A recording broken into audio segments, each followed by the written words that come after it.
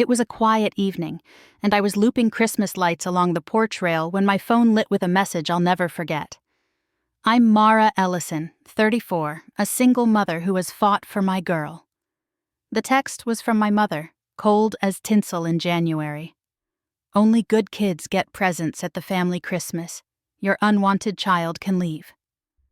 Luna, 8, curled against my hip and read it. Her small hands trembled, tears pooled without a sound. My heart flared, but my voice stayed even. Understood, I typed, thumbs shaking as I hit send. For years I'd bankrolled their holidays, action figures for my sister's son, dresses for her daughter, jewelry for my parents. The feast from roast to pie, this was the thanks, my child erased. I opened the shopping app, scrolled to the orders, and tapped Cancel All. A confirmation pinged. 15 minutes later, the delivery driver called. Can you confirm the cancellation of all today's gift orders for the Calder family? I looked at Luna's wet lashes and said, Yes, confirmed. They had no idea what was coming. Their Christmas would unravel without me. It wasn't a shock, not really. The memories rose like smoke. When Luna was toddling, my mother showered my sister's boy with toys, while handing Luna a dented hand-me-down. At dinners, my father hoisted my niece onto his shoulders, barely glancing at Luna tugging his sleeve. Last year, she spent hours on a glitter glue reindeer card. Mom muttered nice and praised store-bought gifts. I told myself they'd come around. They never did. I pulled Luna close. We're staying home this year, I said. She nodded. I promised myself I would protect her from now on. Christmas morning in our Tucson duplex was quiet. Luna dusted herself with flour making star cookies, and we watched an old holiday movie beneath our small tree. My phone buzzed. A photo from my mother, their ranch table piled high like past years when I'd paid. Caption, waiting for the magic, no gifts under the tree. Another buzz. Tessa, where are the presents? Delivery never came. Did you mess up?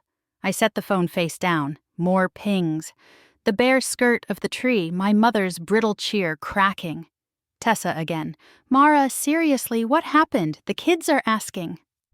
I sipped cocoa, tucked Luna's hair behind her ear.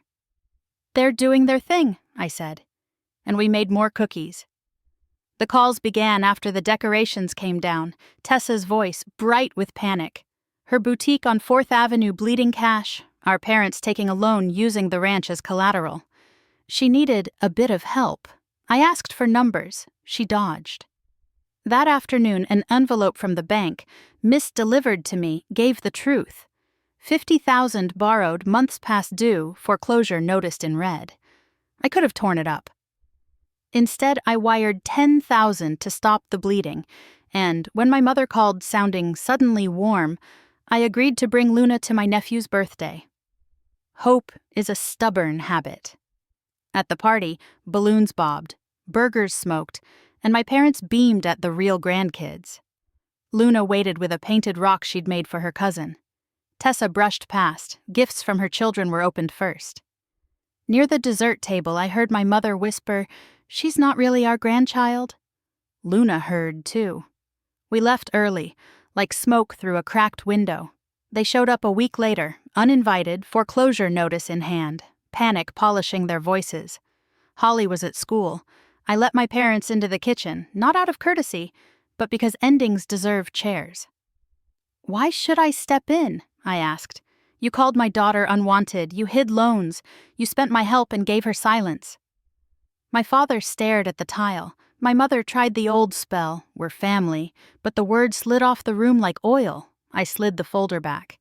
You made these choices, I'm making mine. From today on, Luna's piece costs you nothing because you get no access to it. They left with their papers and the weight they'd minted for themselves. The ranch sold at auction. Tessa texted once more, a string of blame, then a final, brittle please. I blocked the thread and breathed. In the quiet that followed, I built something small and sturdy. I met with a counselor to untangle the knots they tied. I set a savings goal with Lori at my side over diner coffee.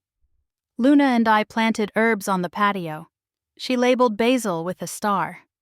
On New Year's Eve, we lit the porch with the same strand of lights I'd meant for them. Luna leaned into me, warm and sure. "Are we okay now?" she whispered. "We are," I said. "We always were. I meant it. No audience, no proving, no purchases. Just our home, bright as it needed to be. We baked cookies and danced softly.